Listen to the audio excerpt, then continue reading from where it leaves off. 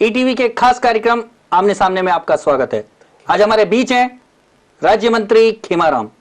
सबसे पहले हम जानना चाहेंगे कि आपके पास इस समय कौन कौन से विभाग है, कौन कौन से विभागों के आप मंत्री हैं? मैं खनिज विभाग का राज्य मंत्री हूँ। आपकी सरकार बनने के बाद ऐसी कौन से मुख्य योजनाएं हैं जो आपने अपने डिपार्टमेंट के डेवलपमेंट के लिए चलाई? हमने अवैध खनन हो रहा था उसको रोकने के लिए हमने बहुत ज़्यादा कार्य किया है।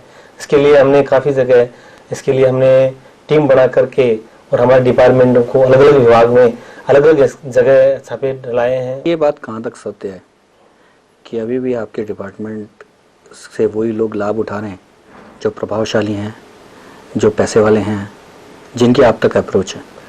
नहीं, आप बात बिल्कुल सही कर रहे हैं, लेकिन हमने इस सरकार के आने के बाद में हमने ऐसी व्यवस्था की है, जो लंबित पड़े थे आवेदन पत्र उनको हमने सभी अधिकारियों को निर्देश दिए थे और उसको निस्तारण किया है। और उस निस्तारण में हमने ऐसे व्यक्तियों का भी उसमें जो भी उसमें एलिजिबल थे, जिनको माइंस के लिए उन्होंने एलिजिबल एप्लीकेशन लगी भी थी, तो उनको हमने निर्देश दिया था कि तुरंत उसको आप निस्तारण करें। आप तो पहली बार मंत्री बने जी।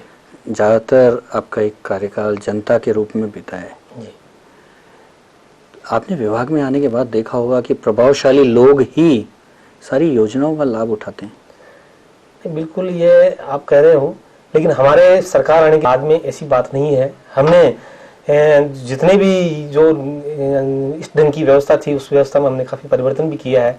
आपने देखा है कि हमारे को इस बार 718 का लक्ष्य दिया था सरकार ने और उसको बढ़ा के 750 किया। आज हम 1800 इस चीज का लक्ष्य ये इनकम का, हमारे रेवेन्यू का जो लक्ष्य था उसको हमने अर्जित किया है। खेमाराम जी, आपने इनकम तो बढ़ा ली, सरकार की भी इनकम बढ़ा दी, उन अधिकारियों की भी इनकम बढ़ गई, लेकिन क्या हुआ उन लोगों का जो लोग वास्तव में खनिज कार्य करते हैं, करना चाहते हैं? हम इसके लिए अब खनिज नीति की इसी महीने में हम घोषणा करने वाले हैं। उसके अंदर हम ज़्यादा से ज़्यादा लोगों को रोजगार मिले और जो आप बता रहे हैं कि प्रभावशाली व्यक्तियों का ही इसमें इन्वॉल्वमेंट है, हम हर व्यक्ति को इसमें इन्वॉल्वमेंट करना चाहते हैं। यानी अभी तक तो आप मानते हैं कि जो नीति है वो प्रभावशाली लोगों को प्रश्रय देती है? जो नीति थी वो पहले गवर्नमेंट की बनी हुई थी, हम उसमें कुछ संशोधन कर रहे हैं, उसमें ज़्यादा से ज़्यादा लोगों को रोजगार मिले और पर्यावरण को भी सुरक्षित रखते हुए हाई कोर्ट सुप्रीम कोर्ट के आदेश की पालना करते हुए हम चाहते हैं कि ज़्यादा से ज़्यादा ये खनिज विभाग में इन्वॉल्वमेंट हो और ज़्यादा से ज़्यादा खनन हो, जिसके लिए सरकार की रेवेन्यू बढ़े और रोजगार भी बढ़े। आपकी सरकार को आपको 2 साल लग गए इस नीति को बदलने में। 2 साल तक आम आदमी लुटता रहा। इसी महीने में हम उसको कैबिनेट की मंजूरी लेके उसको जल्दी तो आप इस महीने लागू करने जा रहे हैं। इसके अलावा इस बीच में 2 साल गुजर गए ना। इसके अलावा हमने बहुत काम किए हैं इस विभाग में। इसके अलावा जो जिस ढंग से जो व्यवस्था थी उस व्यवस्था में परिवर्तन करने में वही टाइम तो लगता है। अच्छा खेमाराम जी, ये बताइए कि ये जो नीतियाँ जो बन रही हैं, जो अब योजनाएं आम आदमी के लिए बना रहे हैं, उसमें व्यक्तिगत रूप से आपका क्या योगदान? व्यक्तिगत रूप से मेरा क्या हो सकता है, लेकिन मैं खनिज मंत्री राज्य मंत्री के होने के नाते मैंने सब जगह विजिट किया है, सब सर्वे किया है, जानकारी ली है, अधिकारियों से मीटिंगें ली है। कैबिनेट मंत्री लक्ष्मी नारायण दवे जो आपके विभाग के हैं, क्या आपसे सलाह मशवरा करते हैं? बिल्कुल, कभी मीटिंग होती है तो हमारे को बुलाते हैं। ऐसे कौन से महत्वपूर्ण निर्णय हैं जो आपके कैबिनेट मंत्री ने आपके साथ मिलकर लिए हैं? ये खनिज नीति का जो है इसमें हम कर रहे हैं। इसके अलावा हमने ये जो एप्लीकेशन है उसको निस्तारण का है, जहाँ भी हमने विजिट किया है, हम साथ विजिट किया है और काफी जो निर्णय जो भी हुए हैं उसमें मैं उनके साथ रहा हूँ। आपकी विभाग पर पूरी पकड़ है, लेकिन क्या कारण है कि अवैध खनन का धंधा बड़े जोरों से जारी है? इसमें 2-3 तरह की परेशानियां जरूर आ रही है कि अवैध खनन में कहीं वन विभाग में हो रहा है तो वन विभाग के कर्मचारियों के अधिकारियों के साथ और तालमेल की जरूर कहीं कमी रही होगी, इस वजह से ये चली आ रही है। लेकिन हमने वन विभाग के प्रमुख भी तो आपके ही कैबिनेट मंत्री हैं। बिल्कुल है, वो बराबर प्रयासरत हैं, लेकिन कई कारणों से इनमें थोड़ा रह जाता है। इस कारण से कई जगह ऐसा शिकायत मिली है, लेकिन हमारे ज्यादातर जगह ये देखा गया है कि अवैध खनन जो हो रहा है वो वन क्षेत्र में ही हो रहा है। वन क्षेत्र के अलावा कहीं कहीं ऐसी जगह मिली है तो हमने उस पर कार्रवाई की है और उनको कई जगह। वन क्षेत्र में आपका विभाग कैसे कार्रवाई कर सकता है खेमाराम जी? नहीं, वन क्षेत्र में जो खनन हो रहा है उसमें खनिज विभाग का भी तो उसमें हमारे सर्वेयर वगैरह हमारे अधिकारी है, वो भी उसकी निगरानी करते हैं। आप सक्षम नहीं है वहाँ कार्रवाई करने के? तो प्रॉब्लम जरूर आती है उसमें, लेकिन हमारे अधिकारी पूरे लगे हुए हैं। ज्यादातर राज्य मंत्रियों का आरोप है कि कैबिनेट मंत्री उनके पास तक फाइलें नहीं भेजते। ऐसी कितनी फाइलें हैं पिछले 2 सालों में आपके पास आई और आपने अपने हस्ताक्षर किए? मेरे पास तो मेरे को रूल बिजनेस में जो भी कार्य दिए हुए हैं उसके तहत जो भी फाइलें आती है, और काफी फाइलें मेरे पास आती रहती है, तो मैं उस फाइलों को समय समय यानी कि आप पूरी तरह से संतुष्ट हैं? बिल्कुल, मैं पूरी तरह से संतुष्ट हूँ। आपको आपके पास जो फाइलें आ रही हैं, जिस तरह का आपको काम मिला हुआ है, उसमें आपको कहीं भी अपने कैबिनेट मंत्री से दिक्कत नहीं है? नहीं, कोई दिक्कत नहीं है। बराबर मेरे उनके बराबर तालमेल से हम खनिज विभाग का काम देखते हैं। ऐसा क्या कारण है खेमाराम जी, आप तो इतने संतुष्ट हैं, आपके जो सहयोगी राज्य मंत्री हैं वो हमेशा असंतुष्ट रहते हैं? नहीं, कहीं असंतुष्ट वाली ऐसी बात तो ध्यान में आई नहीं। ऐसी कोई छोटे मोटे आपसे भी कोई बात को लेके आपसे हो जाता है, लेकिन वो असंतोष वाली बात कोई ऐसी नहीं। लेकिन आपको कैबिनेट मंत्री कभी विधानसभा में क्यों नहीं बोलने देते? अब वो क्या, प्रश्नों के जवाब वो कैबिनेट मंत्री ही देते हैं। नहीं, ऐसी तो कोई परंपरा नहीं है। लेकिन अब की बार हम ये मंत्री जी ने मेरे को भी कहा है, अब नेक्स्ट जब भी विधानसभा चलेगी तो उसका जवाब मैं दूंगा। अभी तक 2 साल गुजर गए, कैबिनेट मंत्री को 2 साल के बाद याद आई कि आप भी राज्य मंत्री हैं और आपको भी विधानसभा में जवाब देना चाहिए, ऐसा क्यों? वो तो उनका अधिकार क्षेत्र है, उनको है, लेकिन उन्होंने मेरे को अभी कहा। उन्होंने अपने अधिकार की तो सोची, लेकिन आपके अधिकारों के बारे में उन्होंने कभी नहीं सोचा? वो मुख्यमंत्री जी ने सबको निर्देश दिए, तो निश्चित रूप से ये मुख्यमंत्री के निर्देश के बाद उन्होंने तो वैसे भी वो पहले कह रखा था। तो आपने क्या अपनी ओर से ही? नहीं, मेरी ओर से नहीं था, लेकिन हमें सारे कैबिनेट मंत्री उसी का जवाब दे रहे थे, तो मैंने नहीं, पिछले विधानसभा के जितने भी सत्र हुए उनमें हर विभाग के राज्य मंत्री कभी ना कभी बोले, लेकिन अभी पिछले 2 सालों में आपको कभी मौका नहीं मिला, तो ऐसा एक इम्प्रेशन गया है कि आपके जो कैबिनेट मंत्री हैं वो आपको मौका नहीं देते। नहीं, मौका तो जरूर देंगे, ये बात नहीं है, लेकिन इस चर्चा को जारी रखेंगे। अभी लेते हैं एक छोटा सा ब्रेक।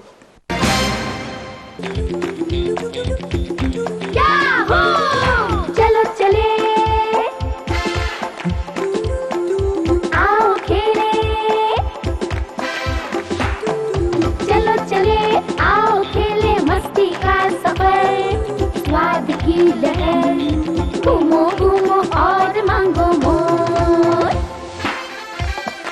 खाओ बजाओ खूब मचाओ शोर।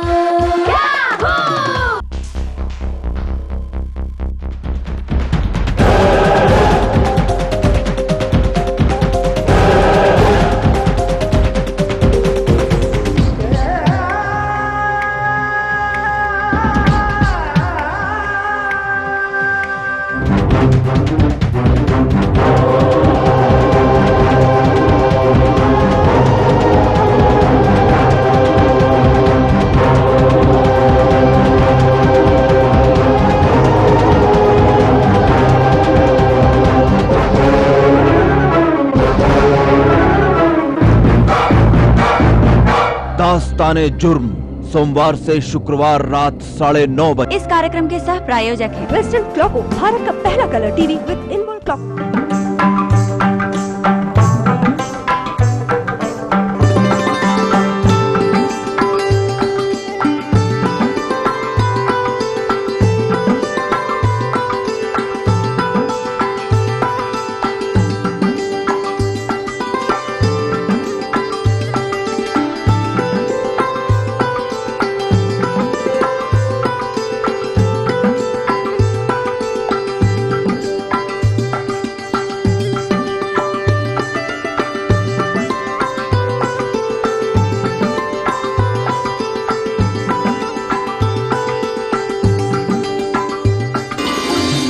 कलांजलि हर सोमवार से शुक्रवार तक शाम 4:30 बजे।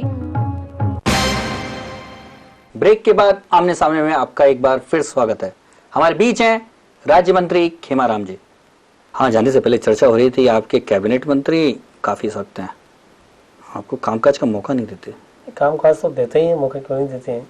आप ऐसा कोई महत्वपूर्ण निर्णय बता सकते हैं जो नीतिगत आपको लेने की छूट दी मंत्री जी ने? नहीं, मेरे को रेवेन्यू का दिया हुआ है, रेवेन्यू कलेक्शन का पूरा मेरे को पास कार्य दिया हुआ है, उसके अधिकारियों की जो पोस्टिंग का और का इनका है वो मेरे पास है, तो निश्चित रूप से क्या आपको नहीं लगता कि आपके विभाग में आपसे ज्यादा आपके विभाग के सेक्रेटरी ज्यादा प्रभावशाली हैं? नहीं, ऐसी कोई बात नहीं है। हमारे मंत्री जी का और हमारा बराबर सेक्रेटरी के जो भी हम आदेश देते हैं उसकी पालना तुरंत करते हैं। आपके विभाग में बहुत ज्यादा भ्रष्टाचार है और इस भ्रष्टाचार को पिछले 2 सालों में आप खत्म नहीं कर पाए। हमने काफ़ी इस पर कंट्रोल किया है और ऐसी कोई भ्रष्टाचार वाली हमारे को जहाँ कहीं पर भी इस ढंग की जहाँ भी जानकारी मिली है हमने निश्चित रूप से उस पर कार्रवाई की है। एक और राज्य मंत्री हैं सुरेंद्र सिंह राठौड़, उनको खान अलॉट के मामले में आया कि अपनी नाबालिग बेटी के नाम पे उनको कोई अलॉटमेंट नहीं हुआ है, उसने कोई परचेज की होगी, वो किसी के अपने परिवार के किसी के सदस्य के नाम से खरीद सकता है, उसमें कोई तो उस नाबालिग लड़की को बालिग ये हमारे डिपार्टमेंट का मामला नहीं है। हमारे डिपार्टमेंट को अलॉट करने का है, लेकिन वो अलॉट ऑलरेडी है, उसको किसी कोई परचेज करता है तो उसका मैटर रेवेन्यू का या उस दूसरे विभाग का है। आप तो आम जनता के आदमी हैं, आप सारी प्रक्रियाएं भी अब देख चुके हैं, तो आप सच सच ये बताइए कि वास्तव में ये जो प्रक्रिया है खान विभाग की, क्या वो जनता के हित में, आम लोगों के हित में है क्या? इसका अगर सही ढंग से है, इसका थोड़ा प्रॉब्लम ये है कि आम पब्लिक को इसके बारे में जानकारी कम है। हम इस बार जानकारी देने के लिए इसको मीडिया के माध्यम से और के माध्यम से आम पब्लिक तक ये बात पहुंचाना चाहते हैं और इसके अंदर कोई ऐसी बात नहीं है। लेकिन आपके कैबिनेट मंत्री या सचिव कि अगर इच्छा नहीं हो तो आप क्या करेंगे? बिल्कुल, हम जगह जगह जहाँ भी जाते हैं, हम सब जगह हमारे भाषणों में है, हम जगह जहाँ जाते हैं वहाँ सब लोगों को आप तो सब जगह कह रहे हैं। नहीं, वो भी नीति तो बना रहे हैं। अभी जो नीति बन रही है उसमें मैं भी हूँ, कैबिनेट मंत्री दवे साहब भी है, सेक्रेटरी साहब भी है, सब बैठ के ये तय कर रहे हैं और हम इसमें ये नीति बना रहे हैं कि ज्यादा से ज्यादा लोगों को रोजगार मिले। जो छोटे छोटे तबके के लोग हैं उनको भी इसमें शामिल करके हर जगह हर लोगों को, हर व्यक्ति को काम मिले, इसके लिए हम प्रयासरत है और निश्चित रूप से इसका फायदा आम पब्लिक को मिलेगा। अच्छा, ये कहाँ तक सच है कि आपको कोई बात कहनी होती है तो सीधा कलेक्टर एसपी मानते नहीं, आपको दूसरे मंत्रियों से, जो कैबिनेट मंत्री हैं या प्रभावशाली मंत्री हैं, उनसे कहलवाना पड़ता है? ऐसी बात नहीं है, हम तो डायरेक्ट कलेक्टर एसपी से डायरेक्ट बात करते हैं, डायरेक्ट निर्देश देते हैं। ये कोई हम कभी किसी मंत्री, बड़े मंत्री को या और कैबिनेट मंत्री को कहने की हमें आवश्यकता नहीं। जो आपके कैबिनेट मंत्री हैं उनका आपसे जो व्यवहार है उसको लेके हमेशा कभी ना कभी प्रश्न उठते रहते हैं। नहीं, बिल्कुल बहुत बढ़िया उनका व्यवहार है और मेरे को कोई उनसे व्यवहार से कोई शिकायत नहीं है। वो विभागीय मामलों में आपके साथ तालमेल क्यों नहीं चाहते? तालमेल तो बराबर रखते हैं, लेकिन उनके पास खनिज विभाग है, वन विभाग है, पर्यावरण विभाग है, तो कार्यों में व्यस्तता रहने के कारण से थोड़ी बड़ी बात है। और तो उनके पास इतने सारे विभाग हैं, महत्वपूर्ण है, उनको काम का बंटवारा करना चाहिए, फिर भी वो काम का बंटवारा क्यों नहीं करते? ये तो मुख्यमंत्री जी का उनका क्षेत्राधिकार है। इन सब बातों को लेके कभी आपने मुख्यमंत्री जी के सामने बात रखी? ऐसी कोई शिकायत मेरे को आई नहीं जिससे मैं मुख्यमंत्री जी के सामने जाके कोई इस ढंग की बात कहूँ। जब आपको नहीं लगता कि जितनी आपकी क्षमता है, जिस काम के लिए आपको जनता ने चुन के भेजा है, वो उस पूरी क्षमता से आपका या तो उपयोग नहीं हो रहा या आप नहीं कर पा रहे हैं, तो ये पीड़ा आप अपने नेता के सामने नहीं रखते? नहीं, मेरे को जितना काम दिया हुआ है उतना मैं काम कर रहा हूँ। ये जो अभी कुल मिलाकर जितना काम मिला हुआ है वो जो आपकी क्षमता है उससे कम है? मेरी क्षमता के अनुरूप है। यानी कि आपको जो आपके कैबिनेट मंत्री ने जितना काम सौंप रखा है आपकी उतनी ही क्षमता है? नहीं, उससे ज्यादा भी है। मेरी क्षमता में कोई कमी नहीं है। फिर भी क्यों नहीं चाहते, फिर भी क्यों नहीं वो आपको काम देते जब आपकी क्षमता है? ये तो उनका सोच है, लेकिन निश्चित रूप से मेरे को जैसा काम दिया हुआ है उसको मैं बेहतर ढंग से इस चर्चा को जारी रखेंगे। अभी लेते हैं एक छोटा सा ब्रेक। क्या करूं क्या नहीं, जो मन को अच्छा लगे, छोटे छोटे हाथों से बना लो जल्दी से। देखते देखते ही मन मचल पड़े, खाकर भी खुश हो जाना। त्योहारों का उपहार प्रिया गुलाब जामुन मिक्स के साथ एक स्टील बाउल मुफ्त। इस हफ्ते ईटीवी टॉकीज पर सोमवार अभिनेत्री, मंगलवार क्रोधी, बुधवार एक चिट्ठी प्यार भरी, गुरुवार 9-2-11, शुक्रवार अनुरोध, शनिवार खून पसीना, रविवार गौरी। सोमवार से रविवार रोज सुबह 10 बजे ईटीवी टॉकीज पर। ब्रेक के बाद आमने सामने में आपका एक बार फिर स्वागत है। हमारे बीच है राज्य मंत्री खेमाराम। इस बार विधानसभा में कई बार ऐसे मौके आए जब ऐसा लगा कि मंत्रियों की उपेक्षा हो रही है, यहाँ तक कि कई वरिष्ठ मंत्रियों की भी उपेक्षा हो रही है। कहाँ हो रही है उपेक्षा? ऐसी कोई नजर आया नहीं आपको? कहाँ आ गया ऐसा नजर? गुलाब जी ने तो विधानसभा तक में अपने दुखड़े को उड़ेल दिया। अपनी व्यक्तिगत बात कोई उसकी वो अलग मैटर क्या है। गुलाब जी का कोई व्यक्तिगत टसल है? नहीं, ऐसी कोई व्यक्तिगत टसल नहीं है। तो उनको क्यों एक सरकार के खिलाफ ही अब ये तो उनका है, मैं उनके बारे में मैं क्या बता सकता हूँ। नहीं, आप राज्य मंत्री हैं, मंत्रिमंडल के सम्मानित सदस्य हैं, तो आपको पता होगा कि मंत्रिमंडल में कुल मिलाकर कैसा व्यवहार होता है। मंत्रिमंडल में सभी सदस्य मंत्रिमंडल के हैं, वो सब बैठते हैं, आपसी में चर्चा होती है, एक दूसरे के काम करते हैं। जब भी कोई हम मीटिंग होती है तो एक दूसरे को मिलते तो बड़े बड़े मंत्री ऐसी कोई हमारे सामने कोई नजर नहीं आई कोई ऐसी बात। बड़े बड़े मंत्री गुलाब चंद कटारिया हों या घनश्याम तिवाड़ी हों या मदन दिलावर हों या नरपत सिंह राजवी हों, ये सब जो एक्सपीरियंस लोग हैं ये खुद ही अपने आप को दबा कुचला और परेशान महसूस करते हैं। हमारे तो कहीं ध्यान में आया नहीं ऐसा। बिल्कुल विधानसभा में अच्छा परफॉर्मेंस देते हैं, अच्छा काम भी करते हैं, पब्लिक का काम भी करते हैं, हर जगह। जैसे ये लोग आरोप लगाते हैं कि कई बड़े निर्णय मुख्यमंत्री इनकी सलाह के बिना कर देती है, क्या ऐसी बात है? क्या कैबिनेट का मैटर है, मैं कैबिनेट मंत्री तो हूँ नहीं। ये कहते हैं कि सलाह मशवरा नहीं होती कोई भी निर्णय करने से पहले, ये गलत है। आज मुख्यमंत्री जी का इतना खुद का इतना वर्चस्व है। मेरे क्षेत्र में मुख्यमंत्री जी गई थी, वहाँ मेरे बगैर कहे लोगों ने 50,000 की संख्या में वहाँ लोग मुख्यमंत्री जी से देखने के लिए, उनको सुनने के लिए आए हैं। आज भी मुख्यमंत्री जी का इतना क्रेज है और आज मुख्यमंत्री जी अपने तो इसी क्रेज के चलते मुख्यमंत्री जी सारे मंत्रियों की उपेक्षा कर देते हैं? बिल्कुल नहीं कर रहे हैं। सभी मंत्रियों को बिठा के बात करके सबको साथ लेके चलती है। और हमारे को कभी ऐसे महसूस हुआ नहीं। ये जो संगठन के लोग जो बार बार आरोप लगाते हैं, तो ये क्या सभी मंत्री संगठन को भी साथ लेके करते हैं? हमारे क्षेत्र में जहाँ पर भी है, प्रदेश कार्यालय में भी है, हम सभी प्रदेश के पदाधिकारी है, संगठन को साथ लेके हम काम। प्रदेश के पदाधिकारी तो लगातार बोलते ही रहते हैं। ललित जी तो लगातार बोलते ही रहे और उनको जाना भी पड़ा।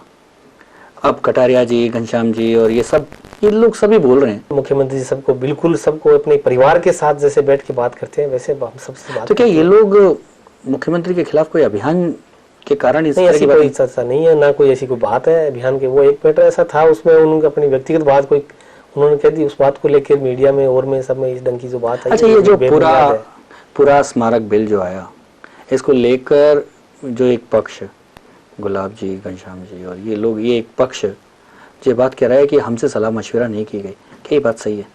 अब सलाह मशवरा कैबिनेट में होता है, इसके अलावा बाहर भी उस चर्चा। विधायकों ने भी आरोप लगाया कि उनसे भी सलाह मशवरा नहीं हुई। इतने बड़े बड़े बिल आ जाते हैं लेकिन हमसे सलाह मशवरा ही नहीं होता। विधायकों में भी मेरी विधायक दल की बैठक थी, सब विधायकों ने उसकी सराहना की है। वास्तव में ये बिल आना जरूरी था। इस बिल के बगैर आज अपन देख रहे हैं जो पुरातन अपनी मंदिर है, पुरातन जो स्मारक है, आज उसकी क्या दुर्दशा हो रखी है। सरकार का ये मानना है कि पूरा स्मारकों को बचाने के लिए सरकार की जिम्मेदारी है, वो उससे मुक्त होकर निजी हाथों में सौंप देना चाहिए। निजी हाथों में नहीं दे रहे हैं, सरकार का पूरा कंट्रोल रहेगा, सरकार उनको दे रही है, सरकार का पूरा आक्षेप रहेगा, सरकार के निर्देश अनुसार वो काम करेंगे। जब सरकार के हाथ में, सरकार के कंट्रोल में ये सारे पूरा स्मारक हैं, तभी वामन नारायण घिया जैसे लोगों ने पूरे स्मारकों को खाली कर दिया। जब आप ऐसे निजी हाथों में सौंप दोगे तो क्या बचने की कोई उम्मीद रह जाएगी? आज 70,000 कितनी संख्या में हमारे ये स्मारक है, इतनी संख्या में स्मारक होने के कारण से सबको मेंटेनेंस करने में बड़ी दिक्कतें आती है, उनको लेकिन आप भी ये जानते हैं कि पूंजी निवेश करने वाले का इंटरेस्ट उन 70,000 में नहीं है, उनका इंटरेस्ट वही होगा जहां से उसको आए हो। सरकार ये करेगी, उसकी व्यवस्था करेगी, जिनको जो देंगे उसके साथ में उनको भी इन्वॉल्व करेगी। क्या आपने वो बिल पढ़ा? बिल्कुल पढ़ा है। उस बिल में ऐसे क्या प्रावधान है जिसके कारण उस अवशेष की निजी हाथों में जाने के बाद रक्षा हो सकेगी और जो आम जनता के राइट्स हैं वहां जाने के, वो सुरक्षित रहेंगे? बिल्कुल आम जनता के राइट्स वही रहेंगे जो पहले थे, और जिनको ये देंगे उनके साथ सरकार का बराबर कंट्रोल रहेगा। फिर क्यों मुख्यमंत्री को स्वीकार करना पड़ा कि इस बिल में जो बदलाव जरूरी है वो हम करेंगे? नहीं, इसमें क्या ऐसी कोई बात नहीं है। अगर कोई माननीय सदस्य किसी को इस ढंग की कोई बात हो तो उसको कभी भी शामिल किया जा सकता है। इसका मतलब ये है जो इसका विरोध कर रहे हैं उनका केवल उद्देश्य राजनीतिक है, जो मुख्यमंत्री को टारगेट करना है। नहीं, उसमें कोई विरोध मेरे संबंध में कोई विरोध कर नहीं रहे हैं। अब उन्होंने कोई बात मान लो विधानसभा में कह दी, उसका विरोध के भाषा में अगर आप चर्चा को जारी रखेंगे। अभी लेते हैं एक छोटा सा ब्रेक।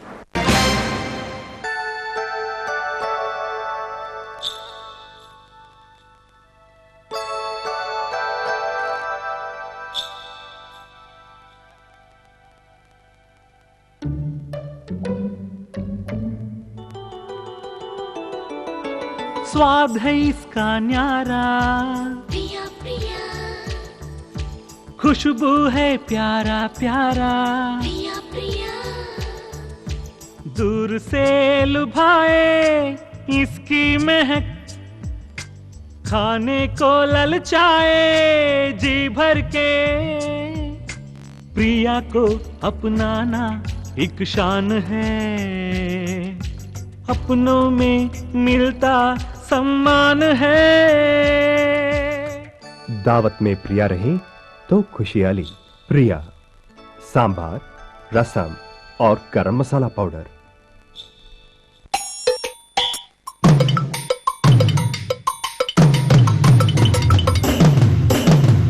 हंसने हंसाने आपको गुदगुदाने आई है हास्य कवियों की टोली आपके द्वारे। इस देश के पढ़े लिखे नौजवान इस तरह सड़कों पर बैठकर कब तक मजमा लगाएंगे? इस देश के कौवों को मोती की आस, गधे खा रहे हरी घास, सारे घोड़े पशु पेश में।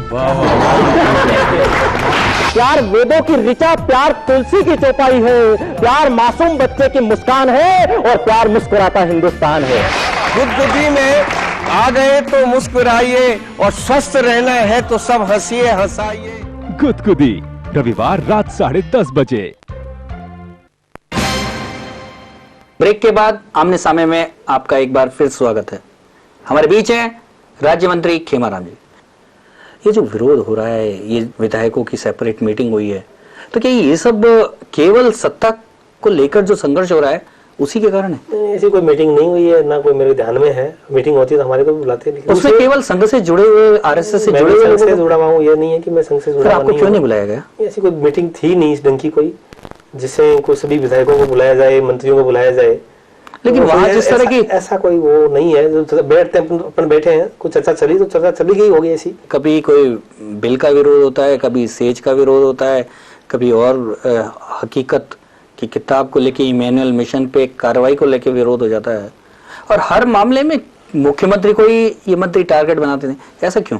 मुख्यमंत्री जी को ऐसी कोई बात नहीं है, लेकिन चर्चाएं जब होती है तो थोड़े बहुत बातें अब विधायकों की हो जाती है, लेकिन ऐसी कोई बात नहीं है कि मुख्यमंत्री को टारगेट बनाया। क्या ये मंत्री जो इस तरह की बार बार उठाते हैं, तो इनका कहीं ये तो उद्देश्य नहीं कि जो मुख्यमंत्री की जो प्रसिद्धि है उसको हार करना, उसको टारगेट करना? ऐसा है ना, किसी की मंशा है, और मुख्यमंत्री जी इतने सक्षम है कि आज राजस्थान में नहीं पूरे हिंदुस्तान में वो उनकी जो है, आज पूरा देश देख रहा है उनको। आपके मामलों को लेके मुख्यमंत्री जी ने लगभग 1.25 साल पहले एक वादा किया था कि राज्य मंत्रियों को और अधिकार दिखलाए जाएंगे, उसका क्या हुआ?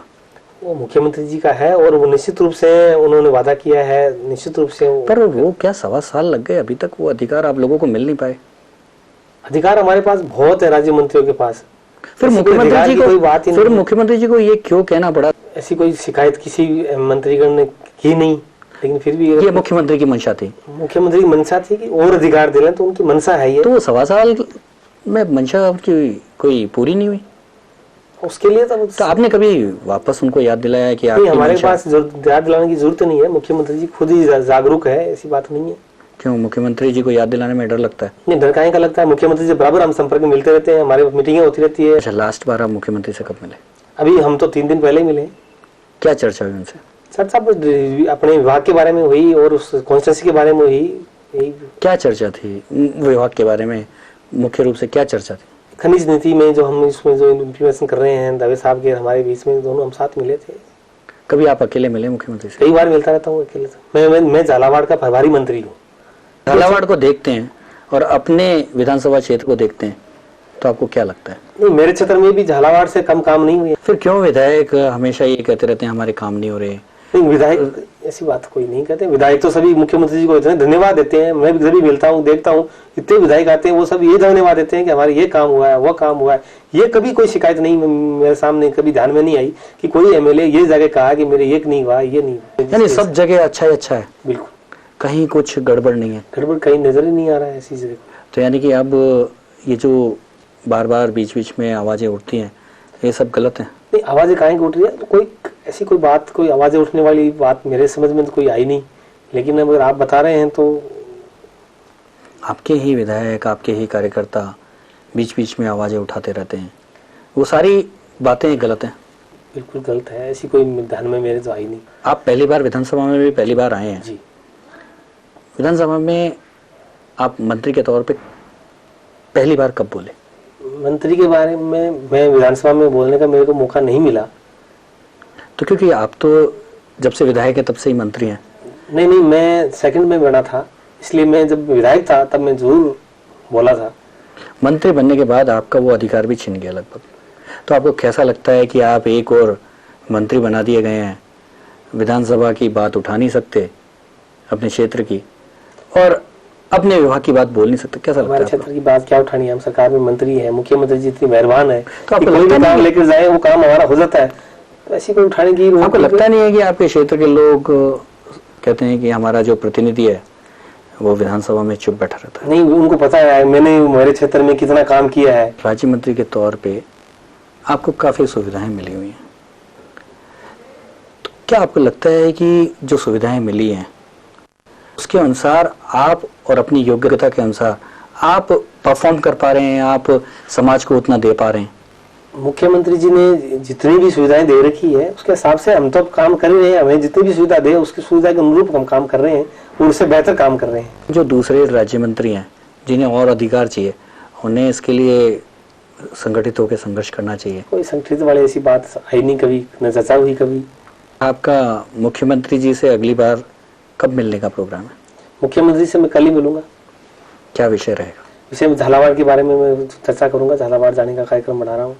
ये थे राज्य मंत्री खेमाराम। अगले हफ्ते फिर मिलेंगे एक और हस्ती के साथ।